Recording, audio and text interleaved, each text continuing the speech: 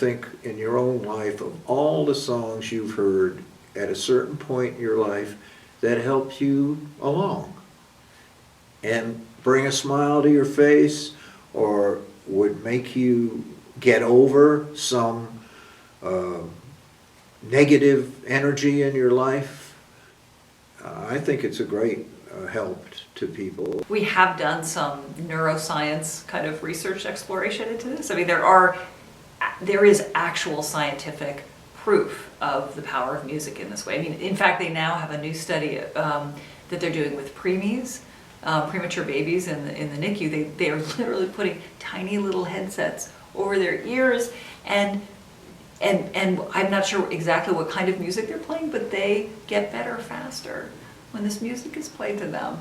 So it starts as young as that, and then there's just study after study about music therapy. I know something I witnessed when I was young that I don't even really have words for is you can take complete strangers and bring them into a space as like a concert space, or it could be a circle where they're gathering, and somehow, and I do think it's a blend of both music and facilitative application of that music.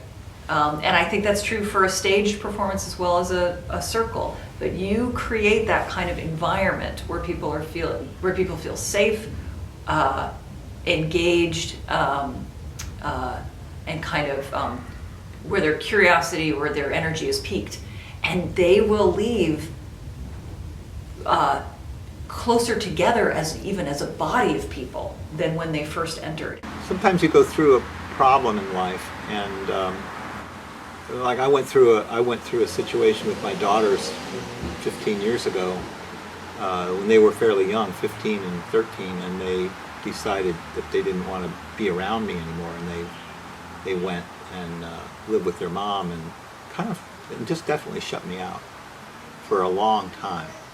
And it was like being a fish who had been hooked through the gut. You know, the more you struggled, the worse it was. And I struggled a lot. It was hard, very hard. It's good now because we're back together, but it was easily 10 years of compartmentalizing it, keeping it in a box, and not knowing them, not knowing what was going on. But there was a song that came out of it, which was "Open Arms," is what it was called, and.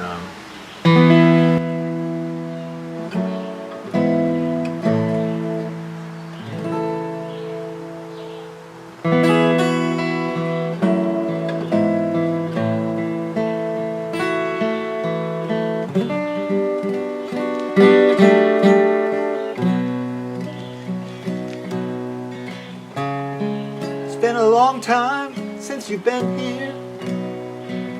Well, I guess time will never hold all this pain. 10,000 days and I've been counting.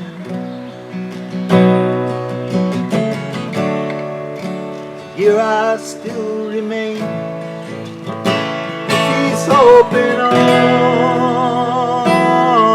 to hold you. These open arms to console you. They'll never let you go.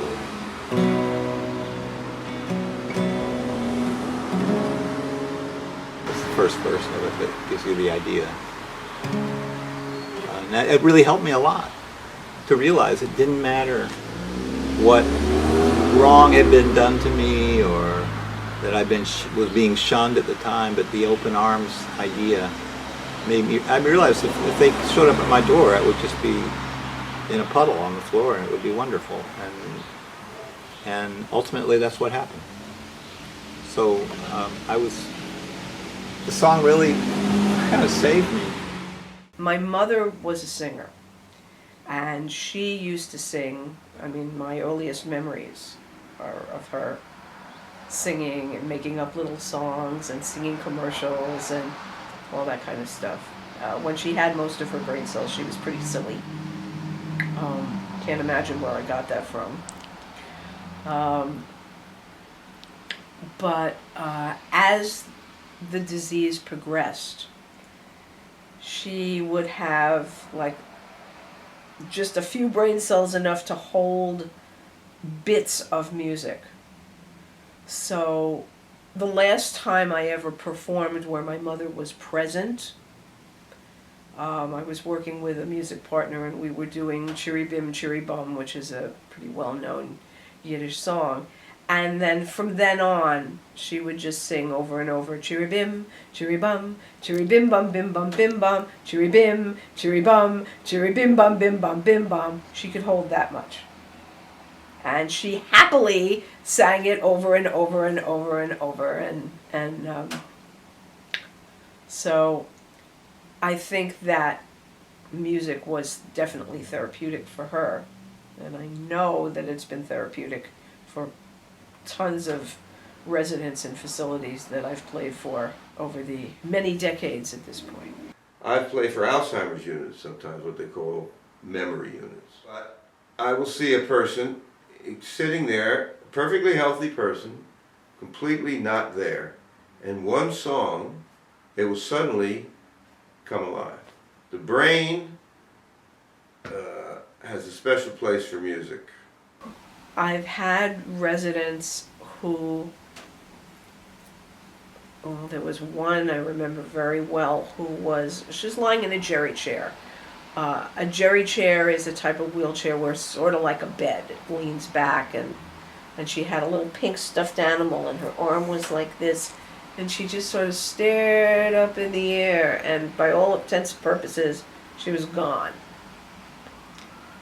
But there would be one little snippet of this song that she would do every week. And I would test it out. I'd go over to her and I would sing that song to her, and she'd get to that one little snippet in the song and she would sing that. And then the next week, the same thing happened. So that's how we judge, we monitor behavior.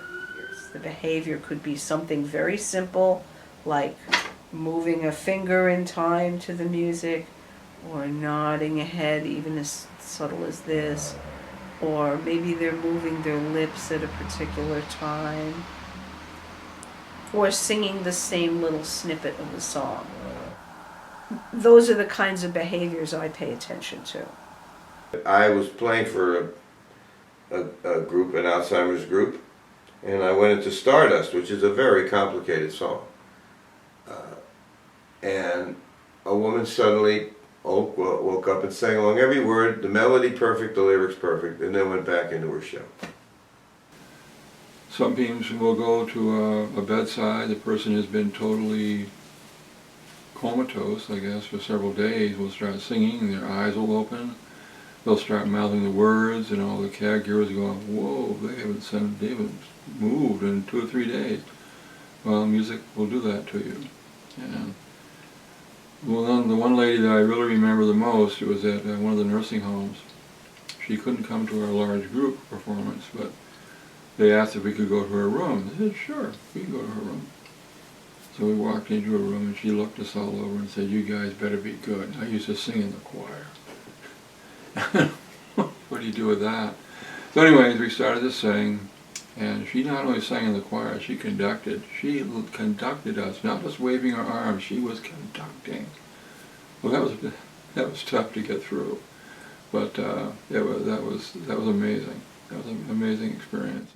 In some cases, there is no reaction if they're really that far gone. But for the most part, they will respond to our singing.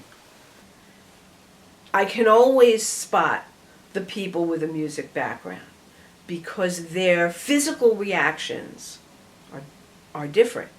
They might be singing a little bit, or they might be moving more to the beat, or maybe they're clapping along, or they're doing something physical. I had a resident on a dementia unit many years ago, and she was a pianist. So she would play on her table. along with me. And I'd come over and I wanted to see, was this random finger moving or was she actually playing? She was playing, because if I did something that had like a cut to it where, you know, they're starting and stopping, she would be, you know, comping on the piano, which did not, the piano that was not there, the Zen piano, along with me. And we would kind of groove together while she was playing. If I did a ballad, she was, you know, moving more like this, and if I was doing something a little more rocked out, she'd be doing this, and it's like pretty obvious that one's a musician. The Evergreen was started here in 2007 as a result of a group from the Hallowell Singers, which is located in Brattleboro.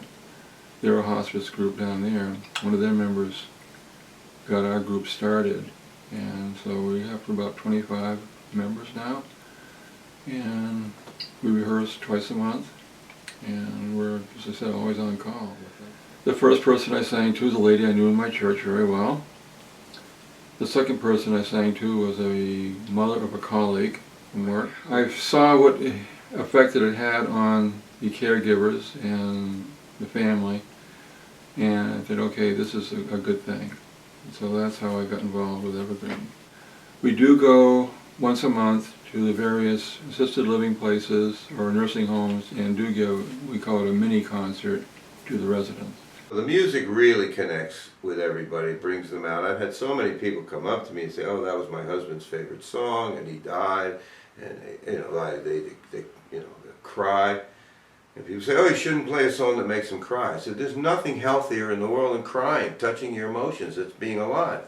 From what I've been told by hospice and caregivers, rhythm is the last thing you lose. It's the first thing you get when you're born and the last thing you lose when you pass. So a lot of people, as I've mentioned, they may be totally out, but will start singing. You can see the movement, you can see them maybe start mouthing the words, and some of them will even wake up enough to actually start singing and even make requests. I've been on a mission to kind of pull my body of work together. There's probably about 45 songs that I've written that are that I want to record. I'm not going to put a value judgment on them, but